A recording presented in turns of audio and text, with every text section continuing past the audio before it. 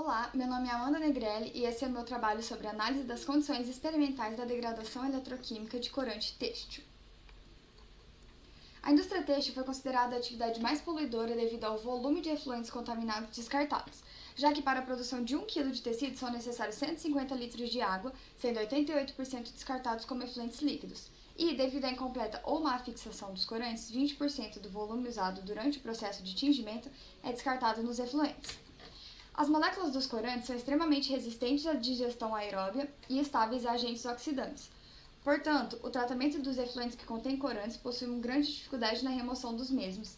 Além disso, os métodos convencionais de tratamento caracterizam-se pelos elevados custos, procedimentos demorados e geração de resíduos sólidos. Logo, o uso da eletroquímica como forma de tratamento ganha destaque por não gerar resíduos nocivos, baixa complexidade e um baixo custo operacional. Portanto, o trabalho tem como objetivo principal avaliar as condições e eficiência do tratamento de corantes nos efluentes da indústria têxtil com o uso da eletroquímica. Para encontrarmos as condições ideais de trabalho com o corante Basic Fusion, foi necessário realizar a varredura espectral para estabelecermos o comprimento de onda específico para identificá-lo. Foram testadas várias concentrações e os picos bem definidos foram encontrados até 100 ppm, com comprimento de onda máximo de 285 nanômetros. Acima dessa concentração há muitos ruídos, o que dificultaria a identificação do corante. Com as concentrações de 0 a 100 ppm e o comprimento de onda pré-estabelecido pela varredura do espectro, foi feita uma curva de calibração que tem como finalidade ler todas as variações de concentração na faixa estabelecida durante os testes. Foram feitas diluições para obtermos as concentrações de 10, 20, 30, 50 e 100 ppm, que seriam analisadas. Depois, adicionou-se em cada uma delas 1,77 gramas de eletrólito sulfato de sódio, a fim de obter uma concentração de 0,05 molar, e completou-se o balão volumétrico de 250 ml com água destilada. O sistema eletroquímico é composto por bomba peristáltica, célula eletroquímica, agitador magnético, termômetro de bancada e fonte geradora de corrente. Através da bomba peristáltica, o efluente é conduzido até a célula eletroquímica, que está acoplada a uma fonte geradora de corrente, e retorna para o becker, completando o ciclo de batelado por recirculação. Adotou-se o eletrodo de diamante dopado com boro, pois o mesmo oferece altas taxas de degradação de matéria orgânica de difícil decomposição. A célula eletroquímica funciona através da oxirredução, que gera um fluxo entre cátodo e ânodo através do eletrólito utilizado, formando assim hidroxilas responsáveis pela degradação de matéria orgânica. Para o teste, considerando a capacidade máxima de 32 volts da fonte de alimentação elétrica e o tamanho da célula, a corrente máxima aplicada deveria ser de 18 mA. Logo, foram aplicadas correntes intermediárias até a máxima, sendo essas 6, 12 e 18 mA. Cada teste teve duração de 1 hora, sendo coletadas amostras a cada 5 minutos para análise de concentração.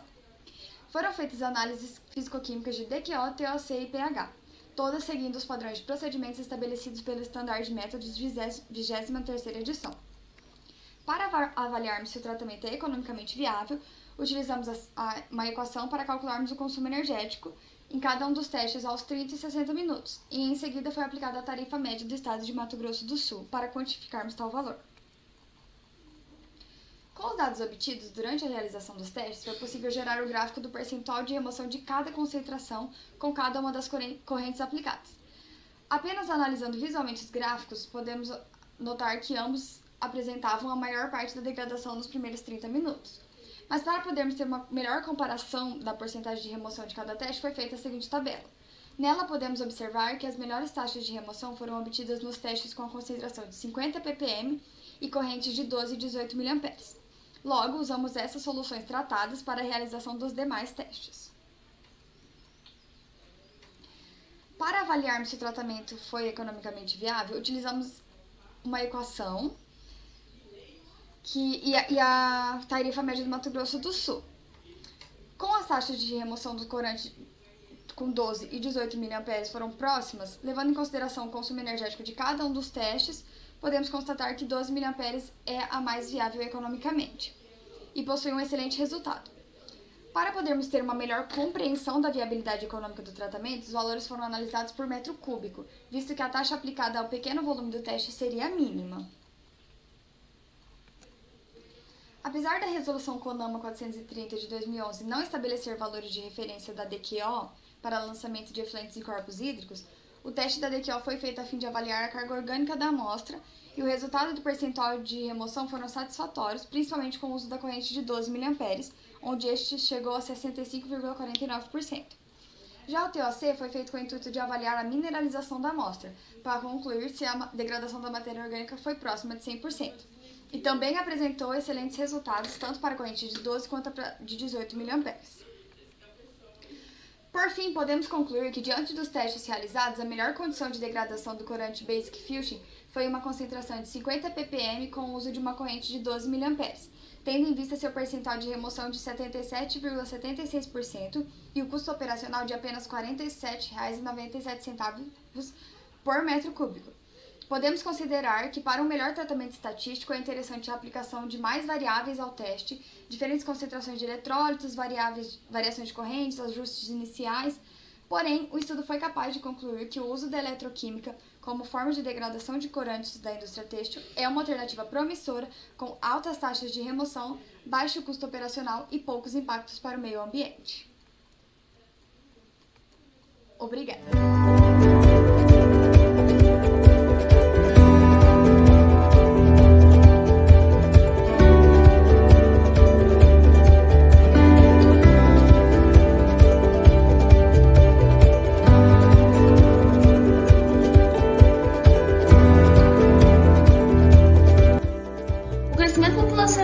Somado com a industrialização e a urbanização, tem intensificado as degradações ambientais, principalmente sobre os nascentes urbanos. Desse modo, este trabalho tem por objetivo avaliar a qualidade de água e a cobertura vegetal das nascentes urbanas de Cuiabá. Para isso, foram analisados 114 nascentes, utilizando a base de dados do projeto Águas para o Futuro. Para a avaliação da qualidade de água, foram utilizados parâmetros que compõem o Índice de Qualidade da Água. Assim, foram comparados com a CONAMA 357 de 2005. Para a avaliação da cobertura vegetal, foram avaliados um raio de 50 metros, a partir do ponto de surgência até o ponto da extremidade. Foi estimada a classificação supervisionada das imagens extraída pelo Google Earth. Aqui mostra a localização das 114 nascentes avaliadas por este trabalho. Para a caracterização da qualidade da água, foram avaliados 8 parâmetros. São eles: fósforo total, turbidez, coliforme termotolerante, oxigênio dissolvido, demanda química de oxigênio, pH, nitrato e sólidos totais. Isso foi realizado para cada nascente. Assim, foram comparados com a CONAMA 357. Pontos vermelhos mostram que os aspectos estão acima do permitido por essa resolução e os azuis estão dentro do valor permitido. Então, a partir da análise supervisionada, foi possível extrair a quantidade de cobertura vegetal em torno das nascentes urbanas. Isso resultou que 81,1% apresentou alterações antrópicas e 18,1% apresentaram conservados, ou seja, não teve intervenções antrópicas no meio.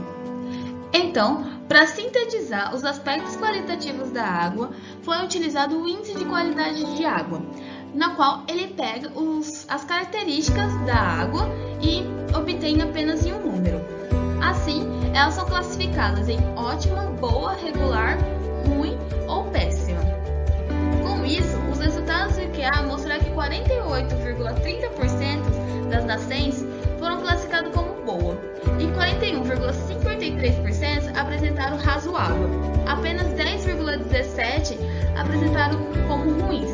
Porém, nenhuma apresentaram como ótima e não apresentaram também como péssima.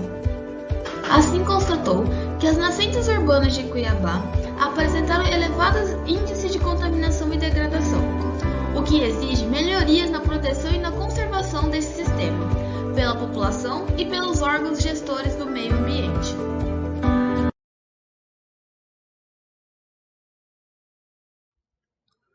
Olá, meu nome é João Paulo Alves Sartorello e eu vou apresentar aqui um pouco sobre meu trabalho de mestrado em andamento, a qual se chama Avaliação de áreas com conflito futuro entre o uso dos recursos hídricos e conservação de áreas legalmente protegidas. Introduzindo aqui o assunto, a gente sabe que a distribuição dos recursos hídricos acontece de forma irregular em todo o globo. A gente sabe que alguns países tem uma reserva maior desse recurso, em especial o Brasil, é o maior detentor de água doce do mundo, né? Mas que mesmo assim, né, a gente sabe que existe atuais e potenciais conflitos, né, do uso da água aqui no Brasil mesmo. Visto isso, né, a gente propôs um trabalho que, visto que é um desafio global, né, entre equilibrar a oferta e a demanda, a gente buscou um trabalho que envolve fazer análise da demanda, ou seja, quantidade e qualidade do uso do recurso hídrico em relação a áreas estratégicas, né, que no caso é o ZE estadual, o Zoneamento Ecológico e Econômico aqui do estado de Mato Grosso.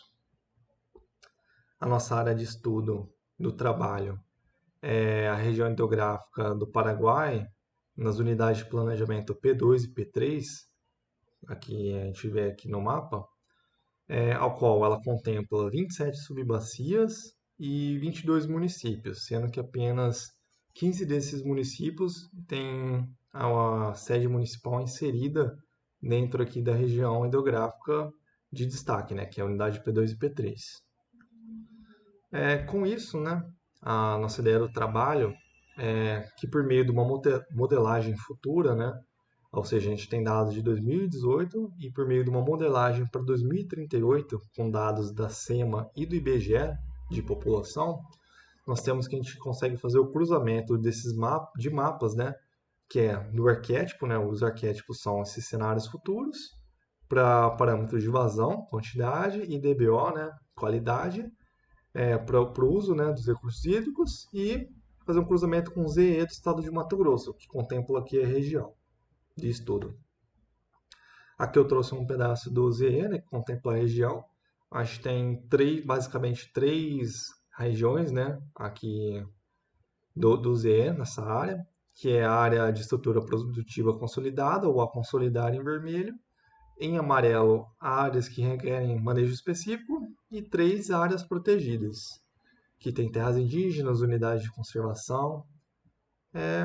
E visto isso, né, o cruzamento desse cenário futuro com esse mapa do ZE, a gente espera propor uma metodologia, né, que utiliza o sistema de informação geográfica, no qual a gente está usando um estudo de caso na região hidrográfica do Alto e Médio Paraguai, para um cenário futuro. E a gente espera que esses resultados, né, beneficiem os órgãos de planejamento, principalmente aqui estadual, né, e federal, que no caso do estadual temos a Secretaria Estadual de Meio Ambiente, a nossa SEMA, e temos a Agência Nacional de Águas, que é a ANA, amplamente conhecida em todo o Brasil. Além dos comitês de bacia hidrográfica e toda a sociedade civil em si, né, que vai se beneficiar com esse estudo, que está em andamento. E por fim, aqui da explanação, um pouquinho sobre o meu trabalho, temos que visa auxiliar, né, a orientação para esses planejadores sobre como guiar os instrumentos normativos e também para a elaboração de ferramentas de suporte à decisão, né?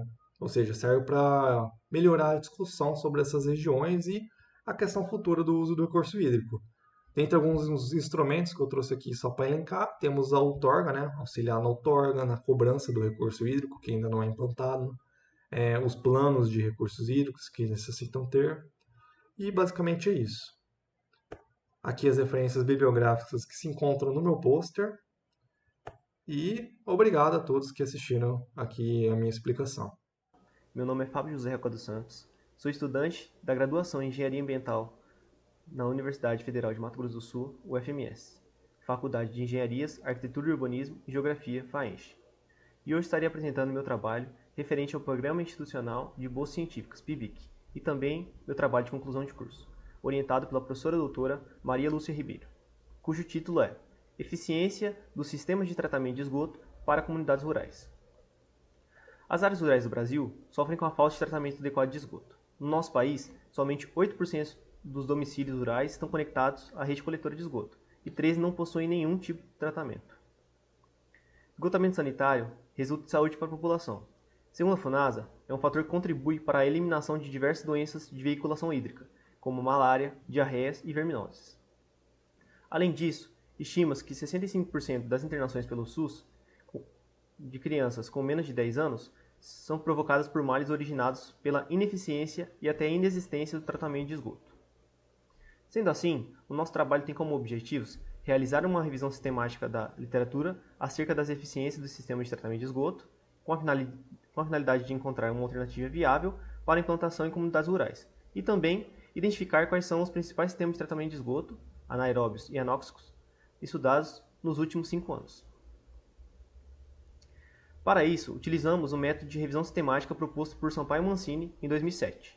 Ele consiste em um método de exclusão e filtragem de artigos a partir de 5 passos. São eles: Passo 1. Definir a pergunta científica. No nosso caso, quais são as eficiências dos sistemas de tratamento de esgoto? Passo 2. Busca de publicações. Selecionamos artigos das bases de dados ScienceDirect e Scopus. Passo 3. Revisão e seleção dos estudos. Aqui, refinamos a busca entre os anos de 2016 e 2021 e selecionamos apenas artigos de pesquisa. Passo 4. Análise da qualidade metodológica de estudo. Nesse passo, foram selecionados os tipos de sistemas de tratamento e a integralidade dos parâmetros analisados. E por fim, o passo 5. Apresentação de resultados. Os artigos selecionados através de todas as filtragens foram agrupados e um selecionado como sistema modelo. 3 critérios de exclusão foram aplicados. São eles: 1. De acordo com a data de publicação, nos últimos 5 anos. 2. De acordo com o tipo de artigo, apenas artigos de pesquisa. E 3. Foram excluídos artigos que tratavam sobre produção de biogás, efluentes industriais e tratamento de lodo. Com isso, foi possível encontrar um total de 1.705 artigos, sendo que somente 117 atendiam a todos os critérios de inclusão, previamente estabelecidos. São 114 pela ScienceDirect e apenas 3 pela Scopus. Acerca do número de publicações recentes, nota-se pelo gráfico que vem aumentando nos últimos 5 anos. E, em relação ao tipo de sistemas não citados, foram encontrados banhados construídos em primeiro lugar e biofiltros em segundo, como mostra o gráfico. O sistema que apresentou maiores taxas de remoções de poluentes e maior integralidade de dados foi um banhado construído de fluxo vertical. Aqui temos uma representação do tipo de sistema. Os parâmetros nitrogênio total e sólidos suspensos totais não atingiram concentração mínima para atender à legislação brasileira. Por fim, a partir da aplicação do método, foi possível encontrar uma quantidade satisfatória de estudos e notou-se que o número de pesquisas estão aumentando, o que confirma o interesse e investimento em melhorias desses tipos de sistema de tratamento. Essas são minhas referências bibliográficas e muito obrigado. Olá a todos. O tema do meu trabalho é a determinação do coeficiente de permeabilidade do pavimento permeável em estacionamento na cidade de Sinop, Mato Grosso. Os autores são Paulo Gustavo Galvão e a Paloma Dondo Tonelo Pedro. Introdução e objetivos. A cidade de Sinop começou a apresentar problemas com a impermeabilização do solo, comprometendo a drenagem urbana e gerando, consequentemente, enchentes. A drenagem urbana é feita pelo sistema clássico, no qual a água é escoada o mais rápido possível. Nesse sentido, para controlar a fonte de geração de escoamento superficial, uma solução são as técnicas compensatórias. Por isso, o objetivo desse trabalho é determinar o coeficiente de permeabilidade de pavers de concreto poroso em um estacionamento na cidade de Sinop. Metodologia. A área de estudo foi o estacionamento da cooperativa Cicobi na Avenida Júlio Campos, 1142, Centro. Foi escolhido estacionamento justamente por ele ser de pavers de concreto poroso. Para obter o coeficiente de permeabilidade do pavimento permeável, foi utilizado a NBR 16416, a BNT 2015. Logo foram realizados 3 pontos de ensaio. Os materiais utilizados no ensaio foram um anel de filtração cilíndrico vazado com diâmetro de 300 mm e altura de 50 mm. Foi usado uma balança com resolução de 0,1 gramas, um recipiente com volume de 20 litros para permitir o derramamento do volume de água, um cronômetro com resolução de 0,1 segundos, massa de calafetar e água limpa. A amostra foi limpa antes de iniciar o ensaio com uma vassoura para retirar os sedimentos. Posteriormente, foi colocado um anel de filtração sobre o pavimento e com a massa de calafetar foi feita a vedação para evitar vazamentos. Posteriormente, realizou-se uma pré-molhagem de 35 segundos da superfície, com o início do ensaio 2 minutos depois. Na próxima etapa, foi derramado a água no anel de filtração, mantendo a água entre duas marcações de 10 mm e 15 mm. Nessa etapa, o tempo foi cronometrado, a partir de quando a água atingiu a superfície do pavimento e parou quando toda a água já tinha percolado.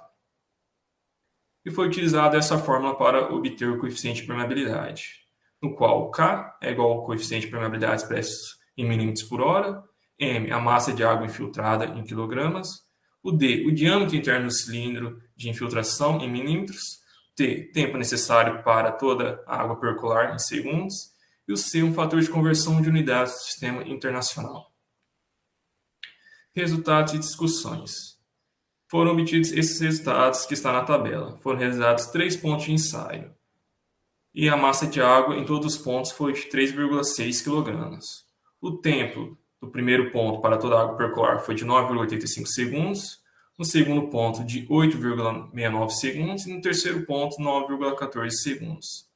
E o coeficiente de permeabilidade em metros por segundo encontrado no primeiro ponto foi de 5,2 exponencial menos 3, no segundo ponto de 5,9 exponencial menos 3, no terceiro ponto 5,6 exponencial menos 3.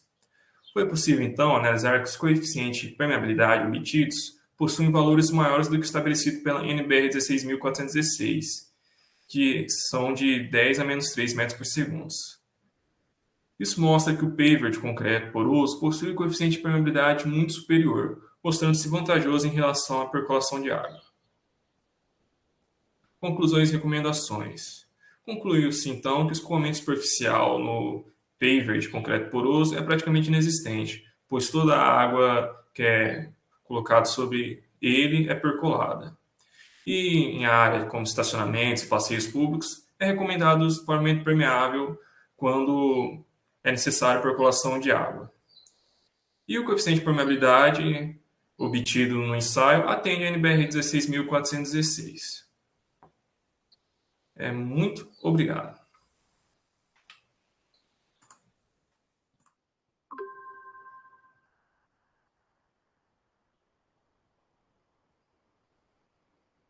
Meu nome é Danilo de Matos Flores, sou engenheiro eletricista pela Universidade Federal e acadêmico de doutorado do programa de pós-graduação em tecnologias ambientais da mesma instituição. Vou apresentar o artigo Metodologia para a determinação do fator de atrito da equação universal para condutos forçados utilizados no recalque de água, onde eu sou o autor principal, junto com o Dr. Fábio Veríssimo Gonçalves e o Dr. Luciano Oliveira Gessenhoff. Produção. Os sistemas de recalque de água devem ser dimensionados de forma econômica, ou seja, pela análise de custos.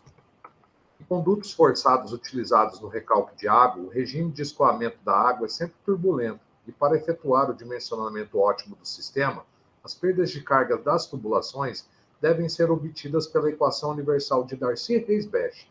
Essa equação é a mais adequada por possuir um fator de atrito sensível à velocidade de escoamento e à temperatura da água, porém de difícil determinação. Antigamente, para se determinar o fator de atrito da equação universal, se utilizava ábacos como o de Moody. Posteriormente, foram desenvolvidas equações para regimes específicos de escoamento da água, como as equações de Brausius, Van Karman-Plandit, Nicorades e Konakov para o regime turbulento liso, Plandit-Colebrook, Colebrook-White e Moody para o regime turbulento de transição e Nicorades para o regime turbulento rugoso. Por fim, foi desenvolvida a equação de Swami, não tão precisa, mas que serve para qualquer regime de escoamento da água. Metodologia. O objetivo desse trabalho foi apresentar uma metodologia para calcular o fator de atrito, que consiste em determinar esse parâmetro pela equação de Swami e, dessa forma, determinar a espessura do filme laminar. A comparação da espessura do filme laminar com a rugosidade absoluta permitirá classificar o escoamento turbulento em liso, de transição ou rugoso. Assim, o fator de atrito poderá ser novamente calculado por equações específicas para o regime de escoamento que foi determinado. Ao final, o menor valor obtido para esse parâmetro, através de uma equação específica, será o valor do fator de atrito adotado. Para verificar a metodologia proposta, considerou-se a temperatura da água igual a 20 graus Celsius, com viscosidade cinemática de 1,1 vezes 10 a menos 6 metro quadrado por segundo. Dessa forma, variou-se os diâmetros entre 50 a 300 milímetros e a velocidade de escoamento da água entre 0,5 a 4 metros por segundo. A rugosidade absoluta foi considerada constante, sendo igual a K igual a 5 vezes 10 a menos 3 milímetros para o regime turbulento liso, K igual a 5 vezes 10 a menos 2 milímetros para o regime turbulento de transição e K igual a 3 milímetros para o regime turbulento rugoso. A metodologia proposta nesse trabalho para a determinação do valor de atrito foi incorporada em um aplicativo computacional desenvolvido em Visual Basic que pode ser visto na figura 1. Resultado e discussão. A figura 2 mostra o fator de atrito para o regime turbulento liso, onde podemos ver que a equação de Swamy superestima o valor do fator de atrito. A figura 3 mostra os resultados obtidos para o regime turbulento de transição. Novamente, a equação de Swamy superestima o valor do fator de atrito. A figura 4 mostra os resultados obtidos para o regime turbulento rugoso. Novamente, a equação de Swamy superestima o valor do fator de atrito. Conclusões e recomendações. A equação de Swamy superestima o valor do fator de atrito nos regimes turbulento liso, de transição e rugoso, sendo que esse desvio é mais acentuado no regime turbulento liso, posteriormente no regime turbulento de transição e, por último, no regime turbulento rugoso. Os sistemas de recalque de água, na prática, normalmente possuem regimes de escoamento da água turbulento liso ou de transição. Portanto, para estudos mais detalhados, como os destinados ao desenvolvimento de aplicativos computacionais, recomenda-se a metodologia proposta por este artigo. Entretanto, para estudos menos exigentes, o fator de atrito obtido pela equação de Swamy é satisfatório para modelar esse parâmetro.